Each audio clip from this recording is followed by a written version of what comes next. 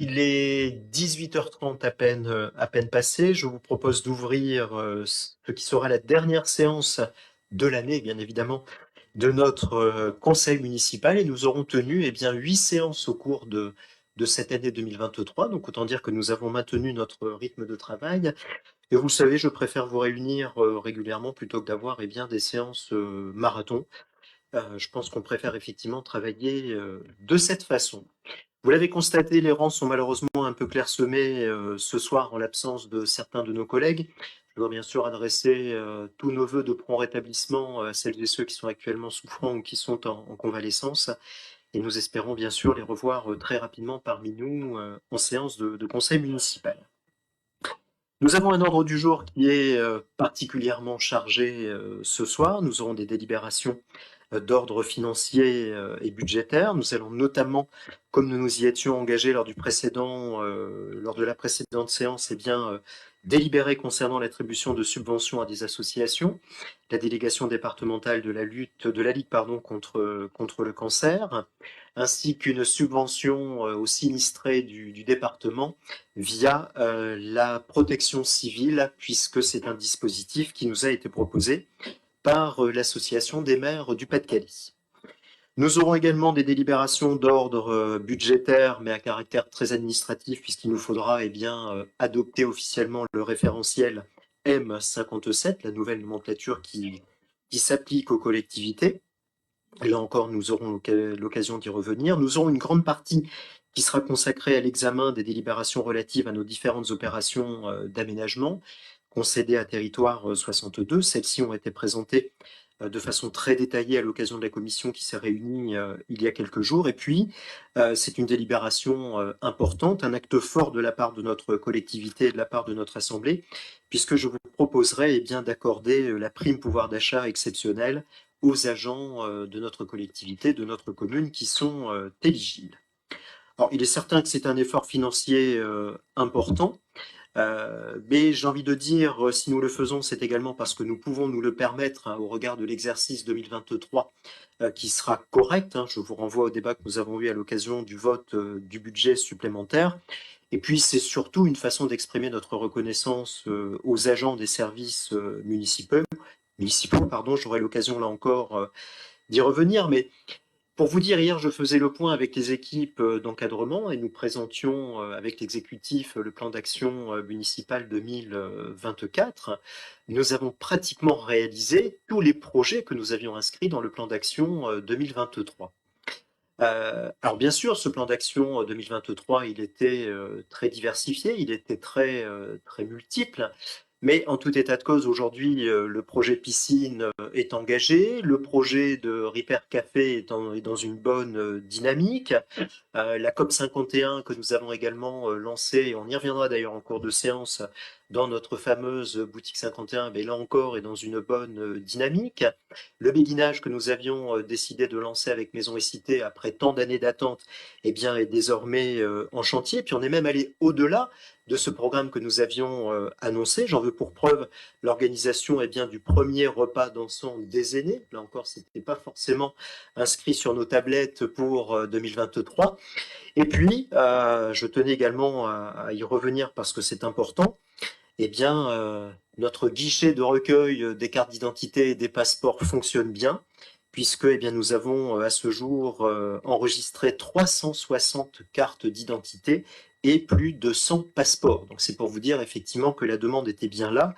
Et nous sommes actuellement sur des délais de rendez-vous de 2 à 3 semaines, donc on est vraiment sur des délais très raisonnables, ce qui a permis aussi de désengorger les autres dispositifs de recueil de notre agglomération. Et puis, et j'aurais bien sûr une pensée particulière pour notre collègue Nathalie Blanquet, c'est l'ouverture de notre cabinet médical communal. 550 rendez-vous sont programmés jusqu'à la mi-février. Et rien que sur la première semaine d'ouverture, 130 rendez-vous ont été assurés par l'une des deux médecins généralistes qui est venue s'installer dans notre cabinet médical. Et là encore, on aura l'occasion d'y revenir en cours de séance. Donc, tout cela, nous le devons aussi en grande partie à nos différents services municipaux, à nos agents. Et c'est pour cette raison, vous le savez bien, que nous avons à cœur, que la majorité municipale a à cœur eh bien, de conforter son offre de services publics dans notre commune. Et là encore, tout cela relève eh bien, des décisions que nous activons au sein de notre conseil municipal. En espérant, mes chers collègues, que nous aurons autant de réussite sur 2024. Alors, réussite, bien sûr, je relativise, mais autant eh bien, de réussite dans notre plan d'action sur 2024. Voilà pour globalement brosser l'ordre du jour de la séance de ce soir. Il me revient bien sûr de vous proposer de désigner un secrétaire de séance, en l'occurrence une secrétaire de séance. Je vous propose de désigner notre collègue Géraldine Wayol. C'est d'accord? C'est d'accord pour tout le monde? Et je vais donc lui demander de bien vouloir procéder à l'appel. Monsieur François Lemaire, Madame Martine Chekalowski, Monsieur Jérémy Robillard, Présent. Madame Caroline Louba, Monsieur Patrick Leroy, Présent. Madame Nathalie Blanquet, Monsieur Pascal Foucard, Madame Dominique Delenclos, Monsieur Ali Benfra, Madame Maryse Battioni, Monsieur Gérard Héripré, Madame Géraldine Wayol, présente, Monsieur Ludovic Dubo, Présent. Madame Janine Pouchin, Monsieur Pascal de France, Madame Catherine Dambrine, Monsieur Stéphane Sicora, Madame Delphine Lemaître, Monsieur Franck Cousin, Madame Sandrine Blodarzik, Madame Josiane Ouattré, Monsieur Corentin Pivonski, Monsieur Michel Battiato, Madame Florence Chaumorcel, Monsieur Rudy Raguenet, Madame Claudine Moutoir, Monsieur Florent Deriche, Madame Caroline Mélanie, Monsieur Michel Duez, Madame Daisy Scalise, Monsieur Frédéric Lombard, Madame Claudette Rissel, Monsieur Marcel Aubin. Merci beaucoup. En dépit des absences que j'évoquais dans mon propos liminaire, eh bien, les conditions de quorum sont largement remplies. Je vous en remercie, mes chers collègues, et nous allons donc pouvoir eh bien, délibérer en bonne et due forme. Je vous propose de passer bien sûr au premier point de l'ordre du jour qui concerne l'approbation du PV de notre séance du 15 novembre dernier. Celui-ci appelle-t-il des commentaires? Comme à chaque fois, je me tourne vers nos responsables de groupe. C'est bon pour vous? Oui. Pour les autres collègues, c'est bon? Approuvé en la forme? Très bien, avis favorable, je vous remercie. Je me dois de rapporter devant vous des décisions qui ont été prises en vertu de la délégation que vous m'aviez confiée en début de mandat. En l'occurrence, alors c'est très diversifié, hein, des décisions à caractère financier, dans le cadre notamment de la tenue du spectacle qui clôturait le marché de Noël dimanche dernier. Nous avions décidé eh bien d'instaurer la gratuité pour les enfants et d'instaurer un tarif de 5 € pour les adultes accompagnateurs.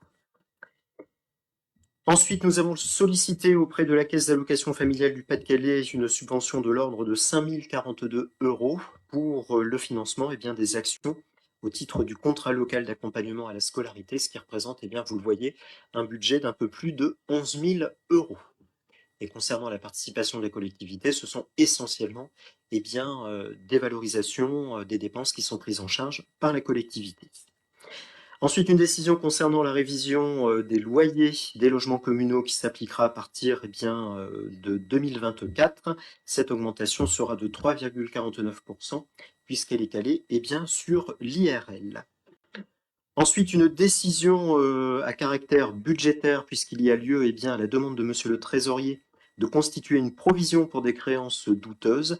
Cela a été fait eh bien, à hauteur de 9 612,23 €, en sachant eh bien, que nous avions déjà provisionné un peu plus de 400 €. Et donc, il y avait lieu eh bien, là encore de procéder à des ajustements de crédit, ce qui a été fait par des virements qui ont été opérés à partir eh bien, des dépenses imprévues. Il s'agit donc d'ajustements liés à la décision précédente. Voilà, mes chers collègues, pour les décisions que je me devais de rapporter devant le Conseil. On passe donc au chapitre 3, l'examen des projets de délibération, en commençant bien sûr par la thématique finances et moyens généraux. C'est une délibération à laquelle vous êtes habitué en point numéro 1, puisqu'il vous est proposé d'autoriser le mandatement des dépenses d'investissement avant le vote du budget primitif 2024. Alors je vous rappelle que la loi nous autorise à procéder de cette façon. Nous pouvons engager des dépenses d'investissement, enfin plus exactement, vous pouvez m'autoriser à engager des dépenses d'investissement dans la limite du quart des crédits qui ont été consommés l'année précédente. En l'occurrence, nous sommes largement en dessous, puisque la proposition qui vous est faite s'élève à 270 680 euros, donc on est largement en dessous du plafond autorisé par rapport au BP 2023, enfin au réalisé 2023. Bien sûr, ces dépenses seront inscrites sur le BP 2024. En l'occurrence, il s'agit beaucoup de provisions, notamment pour des études relatives à la piscine, puisque nous aurons quelques études préopérationnelles à engager. Une étude concernant le remplacement de la toiture, d'une partie de la toiture du complexe sportif Pierre Mauroy, ainsi que différents travaux dans nos équipements communaux. Il y a également, c'est un poste important, l'achat de l'immeuble au Mimosa, centre-ville, comme nous en avions délibéré il y a quelque temps. Voilà, mes chers collègues, est-ce que c'est un avis favorable? M'autorisez-vous à engager, liquider, mandater les dépenses d'investissement que je viens de citer? C'est d'accord? Oui. Très bien, merci à nos responsables de groupe et à l'ensemble du conseil. Quelques subventions exceptionnelles, je les évoquais dans mon propos introductif. Tout d'abord, 1526 euros pour la Ligue contre le cancer, sa délégation départementale. Donc on s'est calé sur le montant qui avait été collecté dans le cadre des différentes actions qui ont été restituées lors de la précédente séance de conseil municipal. Un complément de subvention pour le COS pour 700 euros, donc c'est l'amicale de notre personnel communal. Nous avons ensuite le complément de subvention pour l'Union des commerçants pour 2000 euros, puisque nous sommes sur une subvention annuelle de 5000 euros décomposée donc en deux versements sur le BP et sur le BS. Et enfin, 5000 euros qui vous sont proposés en faveur de la protection civile. Je vous l'évoquais là encore en introduction, puisqu'un dispositif de soutien aux sinistrés a été activé par l'Association des maires du Pas-de-Calais en partenariat avec la protection civile. D'ailleurs, vous l'avez certainement vu dans la presse, beaucoup de collectivités délibèrent en ce moment pour des subventions de soutien et donc passent par ce dispositif.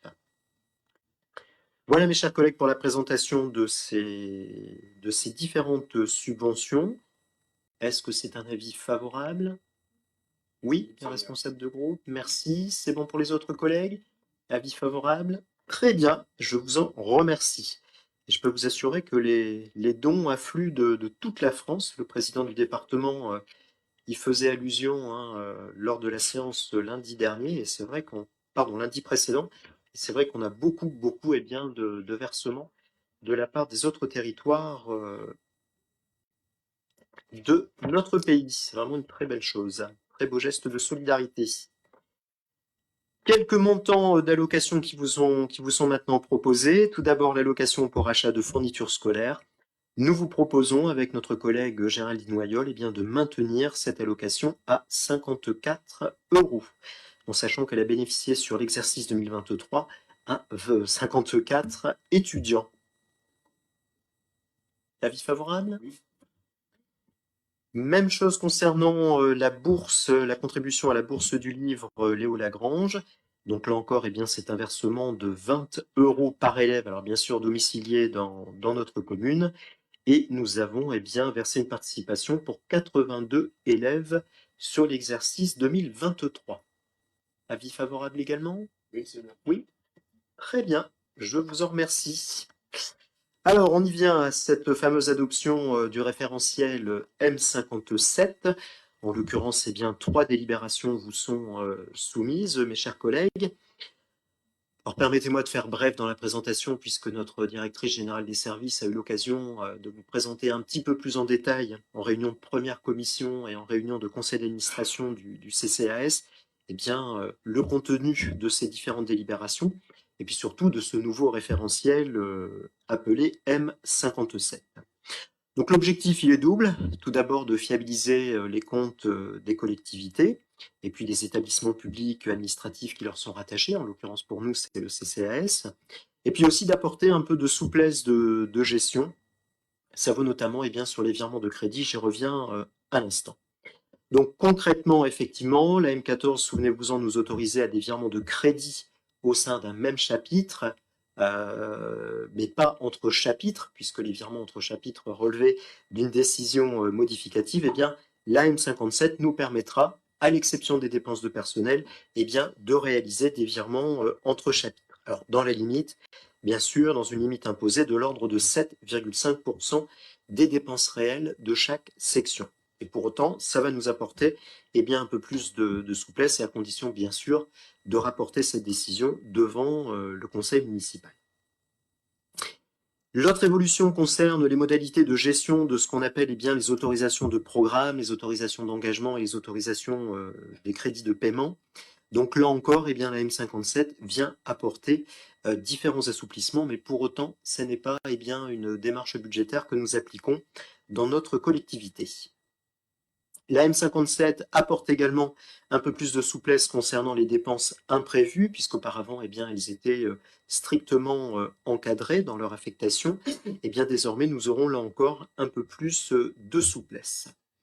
Sachez également que la nomenclature M57 est beaucoup plus détaillée que la nomenclature précédente, donc ne soyez pas surpris, la présentation du budget va donc changer dès le BP 2024, et donc nous avons obligation, pour transposer l'application de la M57, nous avons obligation de prendre 3 délibérations. Tout d'abord, une délibération de principe adoptant cette nomenclature budgétaire et comptable à compter de l'exercice prochain.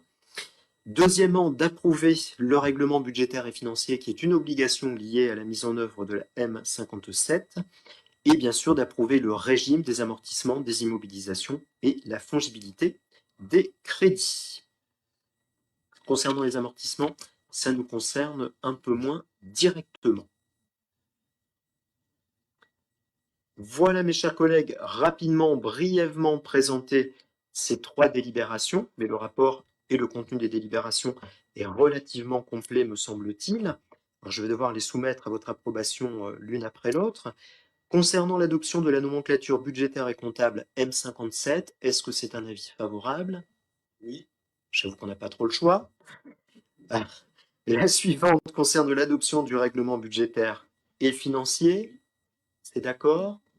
Je vous en remercie. Et enfin, concernant le mode de gestion des amortissements, des immobilisations bien sûr, et la fongibilité des crédits. Vous êtes d'accord également? Ouais. Merci beaucoup, c'est très administratif, c'est très formel, mais on va voir la mise en œuvre de tout cela à partir de l'année prochaine. Mais soyez rassurés, notre DGS et notre responsable des finances sont déjà bien au fait de la mise en œuvre de cette M57. Pour tout renseignement, vous n'hésitez pas à les solliciter.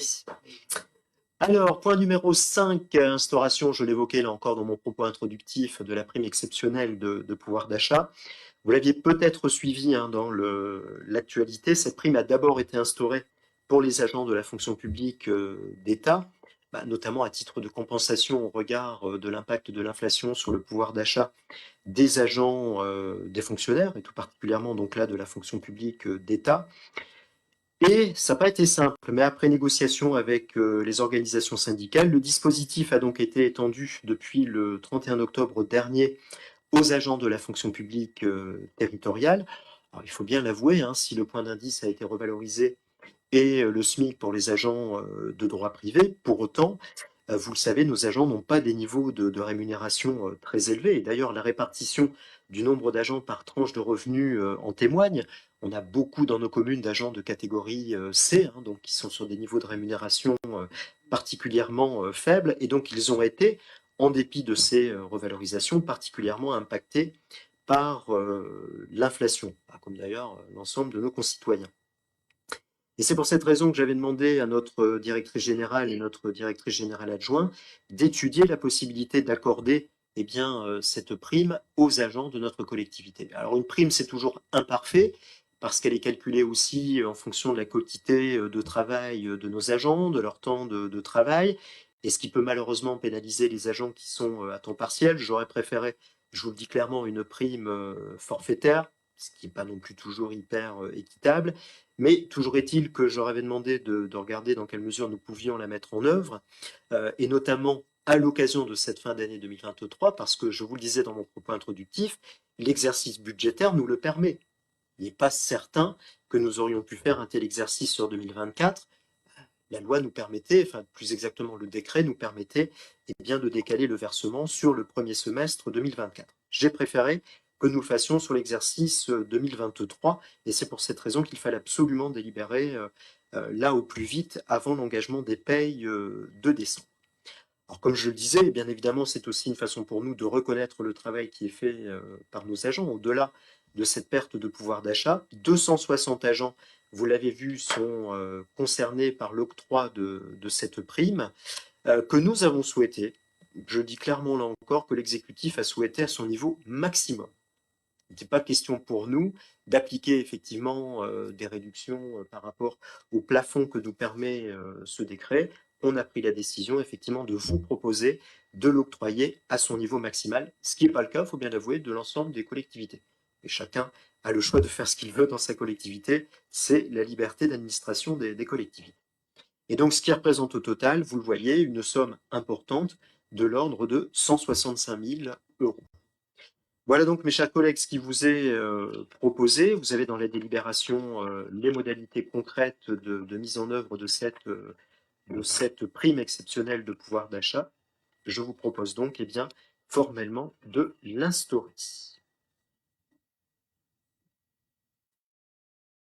Avis des responsables de groupe? Avis favorable? Oui, bien sûr. Oui? Oui.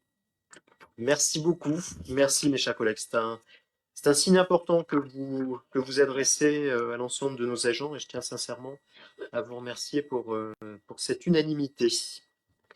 Merci beaucoup, c'est important.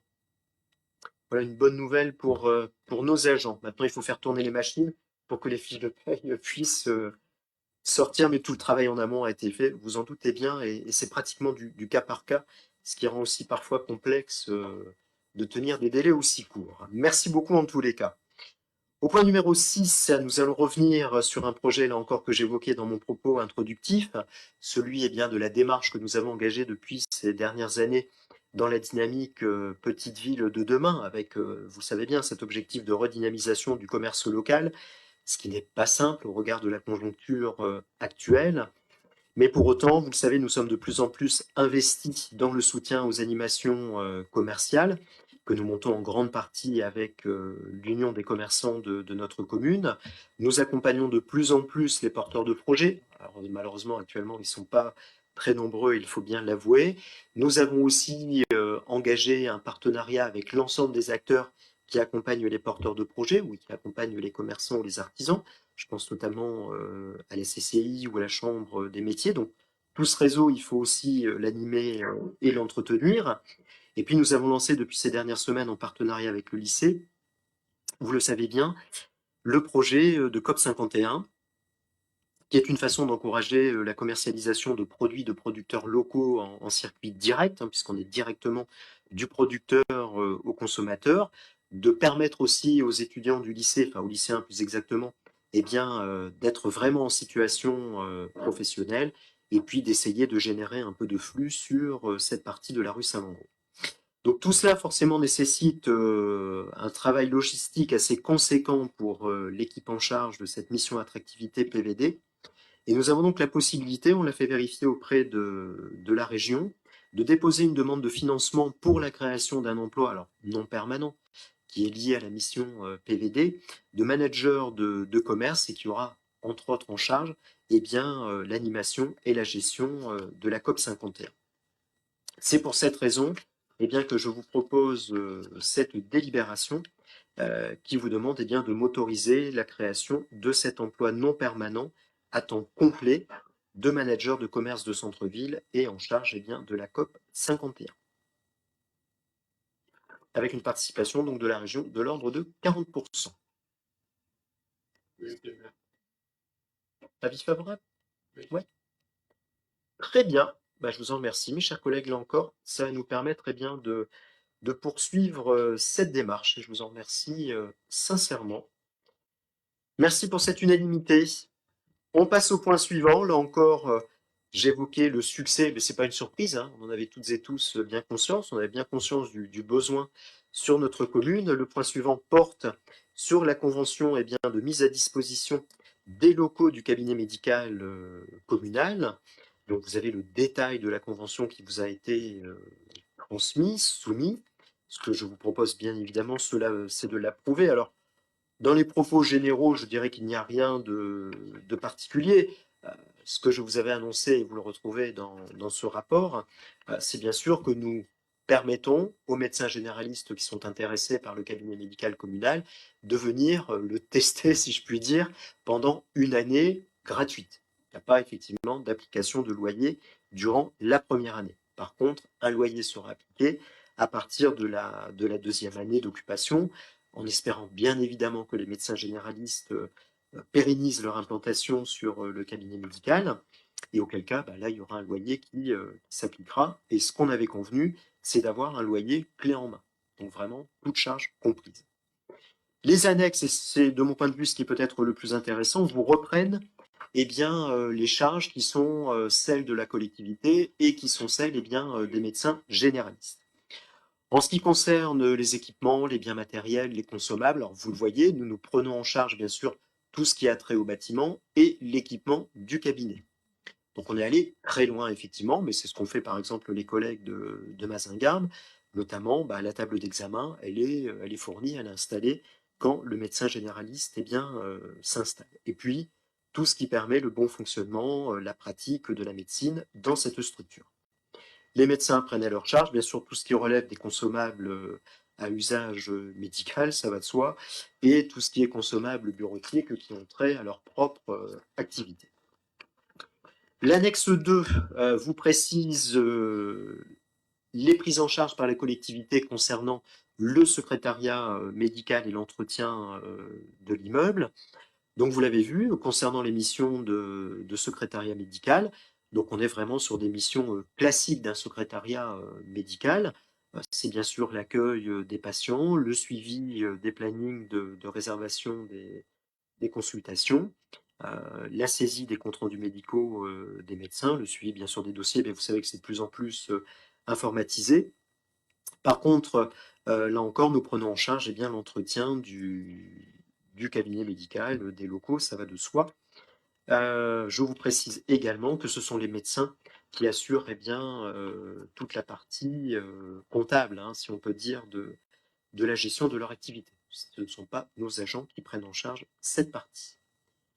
Ça ne relève pas de leur responsabilité. Voilà, décrit rapidement ce projet de convention, mes chers collègues, qui est donc signé entre le médecin généraliste qui occupe le cabinet médical, la CPTS, hein, qui est un partenaire important de ce dispositif, et bien sûr notre collectivité. Je vous demande donc formellement de m'autoriser à signer les conventions avec bien sûr les deux médecins qui viennent de s'installer. C'est d'accord sur le principe? Oui, c'est bien.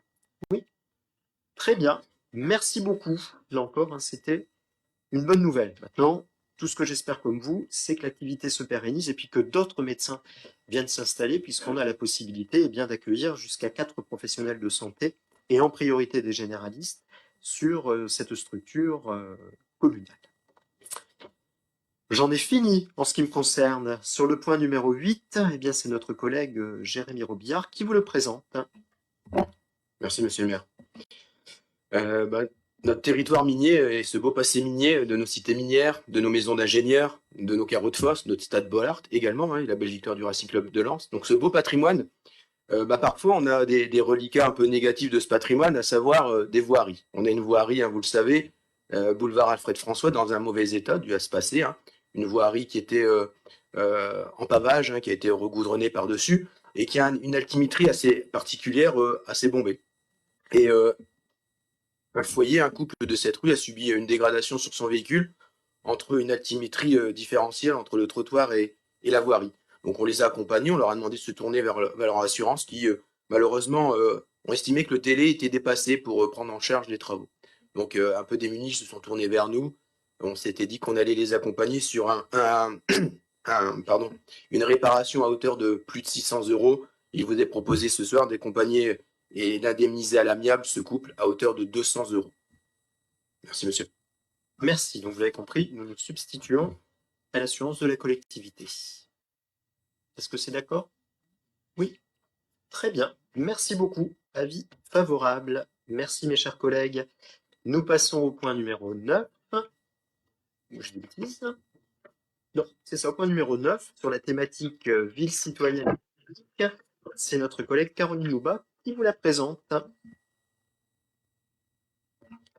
Merci, monsieur le maire. Donc, la municipalité et le conseil municipal des jeunes ont pour projet de développer le sport urbain sur la commune. Donc, nous souhaitons proposer donc à la jeunesse bulligeoise un équipement permettant de pratiquer de façon ludique plusieurs sports de glisse et qui, bien sûr, sont plébiscités par un large public issu de tous les quartiers de la commune. Donc, le conseil municipal des jeunes a souhaité opter pour l'acquisition d'un pump track modulaire, donc amovible, qui serait donc implanté au parc Henri d'Arras de Bully-les-Mines. Le pump track, comme vous voyez sur la photo, c'est une piste en boucle qui est constituée de bosses et de virages relevés, qui peut être utilisée avec différents équipements sportifs, les VTT et les BMX également. Les matériaux possibles pour construire un pump track sont la terre, le béton, l'asphalte, le bois ou la fibre de verre. Le montant du devis retenu s'élève à 48 748 € hors taxe, donc TTC 58 497,60 €. Une demande de subvention a été ouverte auprès du département du Pas-de-Calais pour un montant de 14 624,40 € hors taxe, soit 30% du montant total des travaux, pour la création donc, de ce nouvel équipement en faveur des jeunes. Ils resteront donc à charge pour la commune le montant de 34 123,60 € hors taxe. Nous vous demandons donc d'autoriser monsieur le maire à solliciter une subvention auprès du conseil départemental pour l'acquisition de ce pump track modulaire et bien sûr de l'autoriser à signer tous les documents relatifs à ce dossier. Merci beaucoup. Merci. Avis favorable, mes chers collègues? Oui. Avec un objectif au printemps prochain. Effectivement, si tout va bien, et il n'y a pas lieu que ça n'aille pas bien, nous espérons le mettre en service pour le printemps prochain. Voilà, c'est une bonne nouvelle, effectivement, pour nos jeunes qui attendaient un tel équipement depuis plusieurs années.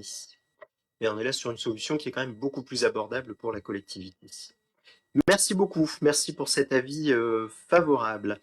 Nous passons à la thématique ville durable, en l'absence de notre collègue Pascal Foucard. C'est notre collègue Jérémy Robillard qui vous présente le point numéro 10. Merci, monsieur le maire.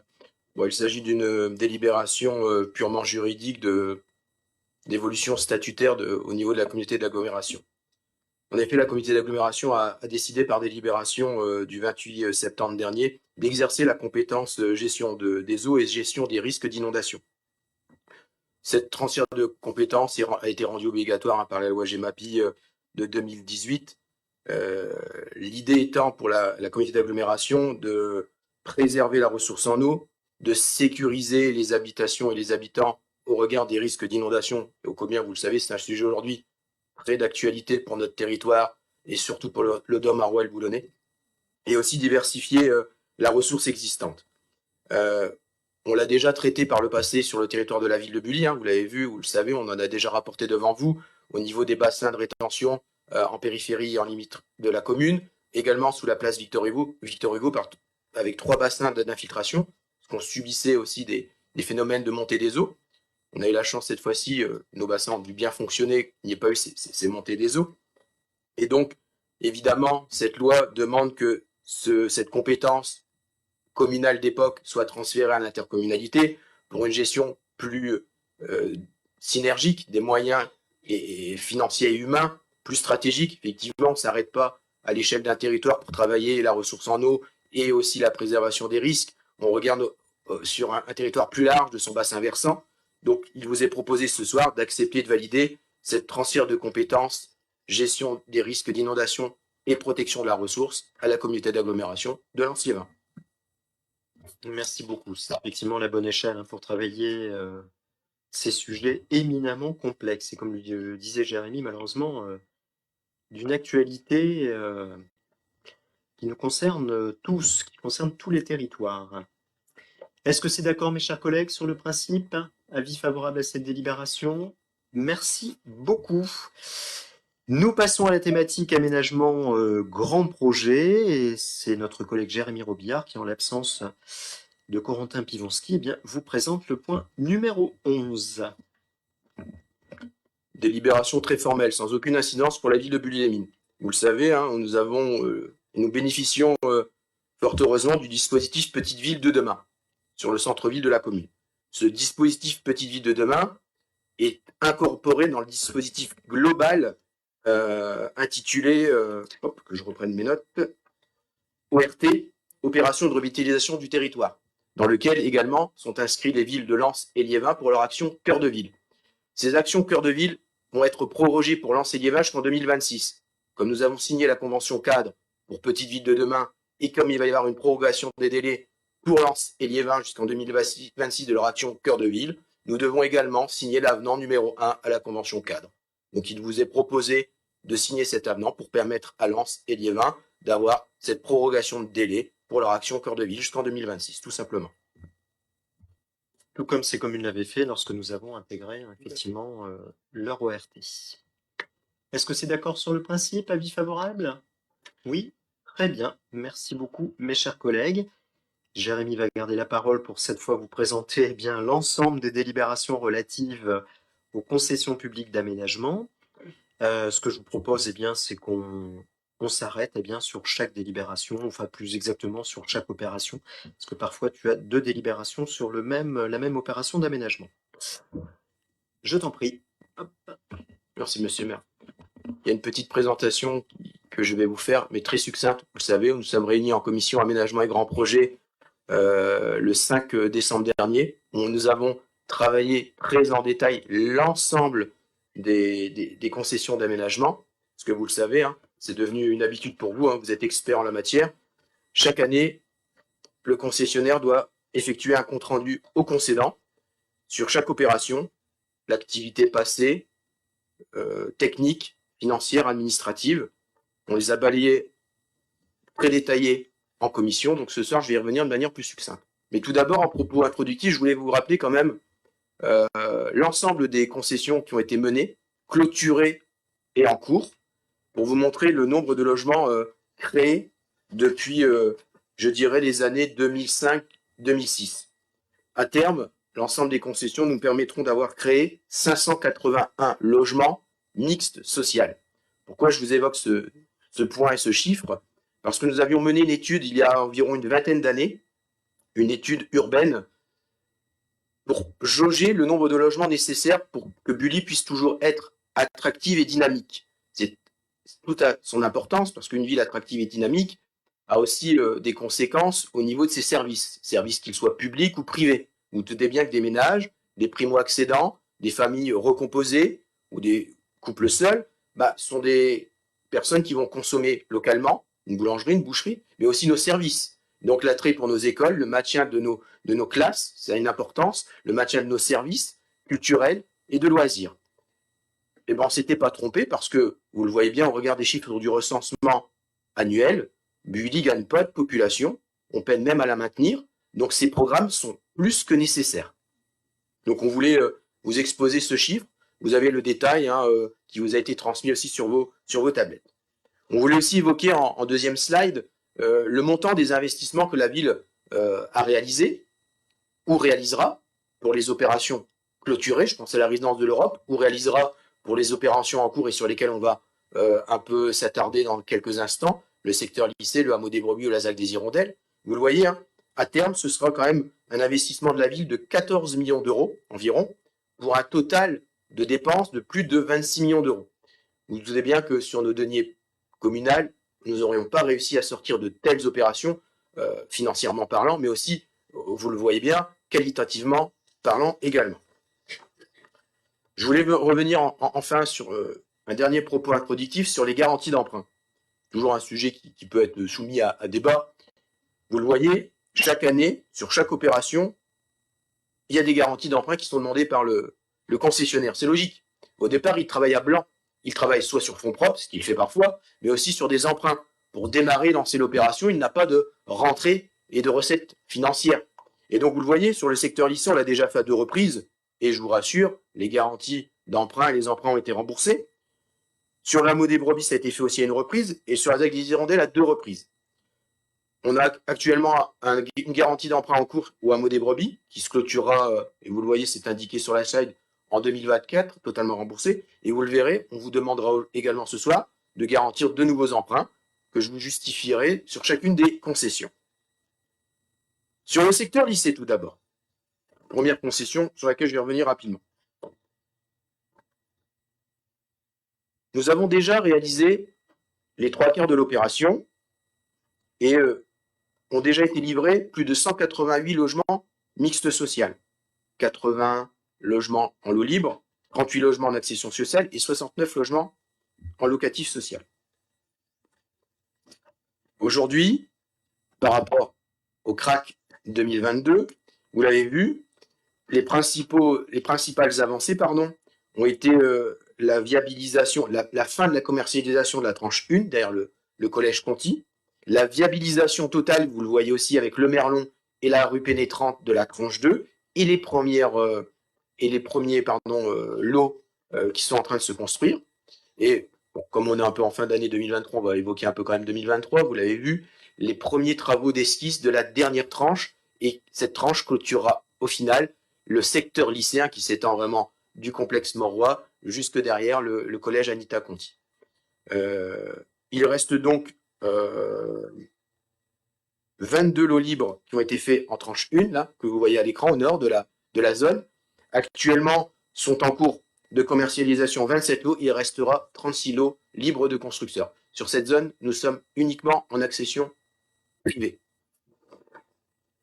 Au niveau des aspects financiers, le budget d'opération s'élève à 11 592 000 euros, avec une participation ville de 1 600 000 euros, aucune participation financière pour 2023, et la trésorerie de l'opération est négative, c'est normal, les recettes viendront avec l'ensemble des lots qui seront vendus et mis en commercialisation.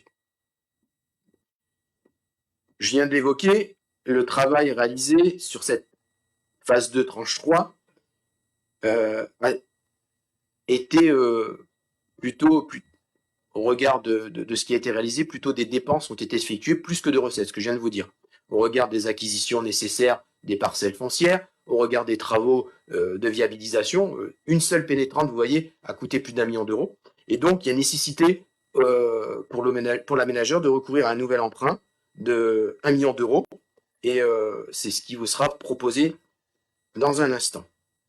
Avant de balayer les autres de CRAC, je vous propose donc, sur ce premier CRAC succinctement exposé, de valider les délibérations du secteur lycée, à savoir le compte-rendu au concédant que je viens de vous faire lecture plutôt détaillée, et d'acter donc en délibération le plan de trésorerie et d'approuver le compte-rendu qui vient de vous être effectué, et de lier à cette délibération, en deuxième point, la garantie d'emprunt d'1 million d'euros pour une durée de 3 ans, pour un taux pour l'aménageur de 4,61%, et bien évidemment, comme toute garantie d'emprunt, une garantie à 80%, soit 800 000 euros. Merci beaucoup. Merci pour cette présentation claire à la fois sur la globalité des opérations et plus spécifiquement sur cette opération du secteur lycée. Concernant la délibération numéro 12, y a-t-il des questions ou des remarques? Alors, je la soumets à votre approbation. Y a-t-il éventuellement des abstentions ou des oppositions? Abstention pour les collègues de l'opposition? Très bien. Pour le reste, c'est un avis favorable? Oui. Oui, très bien. Je vous remercie. Au point numéro 13, concernant cette fois la garantie d'emprunt telle qu'elle vient de vous être exposée, là encore, y a-t-il des abstentions ou des oppositions? Abstention? D'accord, très bien pour nos collègues de l'opposition. Pour le reste de l'Assemblée, avis favorable? Très bien, je vous remercie. La 12 et la 13 sont donc approuvées. Merci. On passe sur l'opération de la Cité des Brebis. Tout à fait, monsieur le maire. Vous vous souvenez, on l'avait évoqué, on en est fier, c'était un pari en quartier QPV de faire la mixité sociale et de recréer une nouvelle dynamique sur le secteur. Ça a été le cas sur la tranche 1, hein, avec 23 logements en accession sociale, 16 lots libres de constructeurs et 10 logements locatifs sociaux. On sera au final avec la tranche 2 que je vais vous évoquer dans un instant sur 70 logements. Cette phase 2 sera plus dédiée à du lot libre pur de constructeurs en 2 temps, 10 et 11 logements. Et on poursuit donc cette dynamique et ce renouveau du quartier, toujours en périmètre du PV. Donc on est sur l'îlot 2, donc entre le boulevard Narcisse Houck et la rue Alfred François. Vous avez vu que pour l'année 2022, on l'avait évoqué précédemment, hein, nous avions une participation financière qui est reprise sur la slide suivante de 164 000 euros, qui était notre prise à charge de l'éclairage public et des trottoirs, pour permettre, vous le voyez, les premières habitations qui sont en train d'éclore et de se construire, nous en avons 3. Le budget de l'opération est ici de 4 800 000 euros, avec une participation de la ville de 2 200 000 euros. La trésorerie pour l'instant positive de 145 000 euros. L'aménageur pour permettre les études et vous le savez, il y a une voirie pénétrante qui va être créée entre les 2 parties de l'eau pour rejoindre la voirie qui avait déjà été créée sur la tranche 1. Il a besoin d'un emprunt à hauteur de 800 000 euros qui est en cours. Vous le savez, que je vous ai dit tout à l'heure, qui se terminera en 2024. Et donc, 2023 sera les études de cette dernière phase, de cette dernière tranche de 11 lots libres de constructeurs. Donc, il vous est proposé uniquement sur cette délibération d'approuver le compte-rendu concédant tel que je viens de vous le rapporter financièrement et donc d'acter ce compte-rendu. Merci beaucoup. Avez-vous des questions, des remarques, chers collègues, concernant cette opération d'aménagement à la Cité des Brebis? Alors, même chose, est-ce qu'il y a des abstentions? Oui, nos collègues de l'opposition. Pour le reste, avis favorable? C'est approuvé? Très bien, je vous remercie. Nous passons cette fois à l'opération dite du chemin des Hirondelles. Je t'en prie. Merci, monsieur le maire.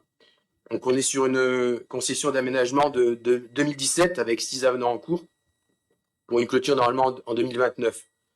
C'est une opération qui a pris du retard, hein, vous le savez, on ne s'en est jamais caché, liée à des difficultés d'acquisition foncière. L'aménageur a bientôt la maîtrise foncière totale de la zone. Il lui reste, je crois, 2 parcelles à acquérir. Par rapport au Covid, par rapport à la conjoncture économique, donc tous ces éléments et la crise financière ont fait que ce programme a pris un peu de retard. Le projet, le programme proposé prochainement, et vous l'avez, c'est la division en tranches de ce programme de 230 logements quand même à terme, avec 2 macro-lots et ensuite du logement en lot libre de constructeurs. L'année 2022 a été donc, je viens de vous le rappeler, l'acquisition foncière et les études à mener. L'année 2024 devrait se voir concrétiser la première tranche, avec, vous le souvenez-vous, hein, le retournement du parvis de l'école des Colibris, la voirie d'abord, hein, qui sera d'abord travaillée, et donc cette première tranche de l'eau libre. Donc on est derrière l'école des Colibris sur la phase ouest de la ZAC. Pour ce faire, l'opération s'élève à 7 millions d'euros, avec une participation ville de 1 100 000 euros. Il y a une absence totale de participation pour l'instant de la ville pour 2023. La trésorerie, vous en doutez bien, pas de recettes, beaucoup de travaux qui sont en prévision. L'opérateur a lancé ses marchés. Donc on est sur une opération pour l'instant déficitaire de 1 100 000 euros, d'où, avec la slide suivante, vous avez compris, hein, il y a environ 3 millions d'euros de voirie de travaux à réaliser. Les acquisitions dont je viens de vous parler, avec les honoraires en plus, d'autres dépenses inhérentes, des frais financiers, des rémunérations des assurances. Donc l'aménageur a besoin de recourir à l'emprunt à hauteur de 1 500 000 euros pour mener à bien cette première voirie avant de recevoir les recettes de par la commercialisation. Donc il vous est proposé donc de lier, donc je rends la parole à monsieur le maire, de lier l'approbation du CRAC tel que je viens de vous en faire lecture succincte financièrement parlant et sur l'activité, et également d'autoriser l'aménageur de recourir à l'emprunt et nous donc de garantir cet emprunt de 1 500 000 euros pour une durée de 6 ans pour un taux fixe de 4,56%, une garantie de 80%, soit 1 200 000 euros. Merci monsieur le maire. Merci beaucoup. Alors, y a-t-il des questions, des remarques concernant ces délibérations concernant la ZAC du chemin des Hirondelles, 15 et 16? Alors, concernant les délibérations du point numéro 15, l'approbation du compte-rendu, j'imagine que ce sera la même position de vote. Abstention. Pour le reste de l'Assemblée, c'est avis favorable? Oui. Très bien, merci, c'est approuvé. Concernant la garantie d'emprunt, j'imagine là encore que ce sont les mêmes modalités de vote. Donc une abstention pour nos collègues de l'opposition, une approbation pour le groupe majoritaire. Merci beaucoup. En sachant, mais vous l'avez évoqué en commission, hein, qu'on est aussi dans une période qui est particulièrement difficile, une conjoncture immobilière, vous le savez, hein, qui est très très compliquée. Les fédérations nationales n'ont pas manqué d'interpeller le gouvernement. Et puis toujours cette inflation hein, qui impacte les coûts de réalisation, notamment des travaux publics. Tout cela, forcément, alourdit aussi les factures, le coût des travaux. Et puis le montant des emprunts, hein, vous l'avez vu, on est sur un taux fixe de 4,56. Heureusement que la collectivité accorde sa garantie, sinon le taux serait nettement plus élevé pour notre aménageur. C'est comme pour les bailleurs sociaux. Dernier point concernant territoire 62, c'est la délibération 17 concernant le rapport annuel. Merci, monsieur le maire. Effectivement, ce rapport annuel est une nouveauté de la loi de 2022, la loi dite 3DS. Pour recadrer donc la raison de ce rapport annuel et de cette délibération, pour que nous puissions prendre acte de ce rapport, nous sommes actionnaires de la Société d'économie mixte Territoire 62, nous sommes petits porteurs. Nous sommes petits porteurs à hauteur de 0,18% de parts. Nous n'avons pas les parts au capital nécessaires pour être représentés, avoir un siège. Il fallait 6,25% des parts. Ce qui veut dire que les représentants qui ont 6% et plus sont représentés et représentent les mandataires, que nous sommes petits porteurs. Et ce qui veut donc signifier par cette loi que les gros porteurs ont l'obligation de rapporter annuellement aux petits porteurs, auprès des mandataires du conseil d'administration de Territoire 62, l'activité passée, l'activité de 2022, au regard de l'ensemble des participations de la SEM. Vous avez eu le rapport complet hein, qui balaye toutes les activités de la SEM sur les Hauts-de-France, tous les contrats qu'ils ont conclus, les rémunérations qui sont accordées aussi aux collectivités de la SEM et le chiffre d'affaires. Donc, ils vous ont proposé ce soir simplement de prendre acte de ce rapport qui vous a été soumis, d'accuser bonne réception, d'avoir pris connaissance de son contenu. Merci, monsieur le maire. Merci beaucoup. C'est vrai que c'est un exercice de transparence qui est le bienvenu pour les petits actionnaires publics que nous sommes. Donc, comme le disait Jérémy à l'instant, hein, nous n'avons pas à émettre d'avis. Par contre, nous devons acter, avoir pris connaissance de ce rapport qui nous a été transmis. Nous en prenons acte. Ce n'est pas un jugement de valeur hein, que je vous demande d'apporter, c'est prendre acte de cette présentation. D'accord? Merci beaucoup. On passe aux informations diverses, mes chers collègues. Une seule information diverse. Je vous laisse Jérémy vous en faire part, parce que c'est lui qui a travaillé avec nos services.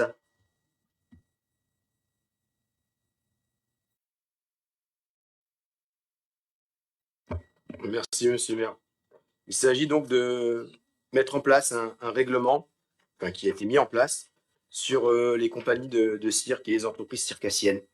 On s'était dit qu'au même titre que les fêtes foraines, il fallait désormais encadrer les manifestations de cirque sur notre territoire. On voyait qu'il y a eu parfois des implantations un peu, on va dire, forcées sur des terrains qui n'étaient pas appropriés. Donc on s'est réunis avec nos techniciens et nos techniciennes de la ville pour travailler le sujet. Il a été décidé donc de proposer la place de la Marne comme place pour recevoir ces manifestations circassiennes, avec l'installation de leurs chapiteaux. Pourquoi cette place? Parce qu'on a à proximité des terrains enherbés qui permettront aussi aux animaux d'avoir de bons lieux de vie, de limiter aussi à 2 fois par an la présence de cirque sur le territoire, tout en privilégiant l'ancienneté des compagnies. Il a été aussi évoqué que le branchement électrique serait à la charge des compagnies de cirque, mais que la consommation d'eau serait prise en charge par la ville. Voilà, c'est du moitié-moitié. Et les tarifs qui sont proposés, vous les avez aussi sur vos tablettes. Tarif pour un week-end serait pour une compagnie qui s'installerait avec un chapiteau inférieur ou égal à 221 mètres carrés, 73,60 €. Un complexe qui serait de 221 mètres carrés à 275 mètres carrés, une tarification de 92 €. Et supérieur à 275 mètres carrés, une tarification à 110 € pour un week-end. Je vous passe la procédure. Idem que pour les fêtes foraines, il y aura un encadrement via des arrêtés avec des occupations et un passage journalier de notre brigade pour voir que tout se passe bien et aussi vérifier que les animaux soient bien traités, soient en bonne santé. On le faisait déjà de manière non réglementée, on a voulu cette fois-ci bien réglementer les choses. Merci, monsieur le maire. Merci beaucoup. Il est important de refixer effectivement un cadre concernant ces entrepreneurs de spectacle. Voilà, mes chers collègues, nous avons été particulièrement efficaces puisqu'en 1 heure, nous avons étudié les différents points de l'ordre du jour. L'ordre du jour étant donc épuisé, il me revient de lever la séance et bien sûr de vous souhaiter à toutes et à tous de très bonnes fêtes de fin d'année. Je ne doute pas que nous aurons l'occasion de nous recroiser d'ici l'année prochaine. Il y a notamment toute la série des marchés de Noël dans les écoles, mais en tout état de cause, je vous souhaite une très bonne fin d'année à toutes et à tous et de bonnes fêtes. Rendez-vous donc dans quelques semaines, en 2024, pour notre séance de rentrée. Le planning municipal vous sera transmis, ou je pense qu'il a été transmis. Bonne soirée mes chers collègues, à très bientôt, merci beaucoup.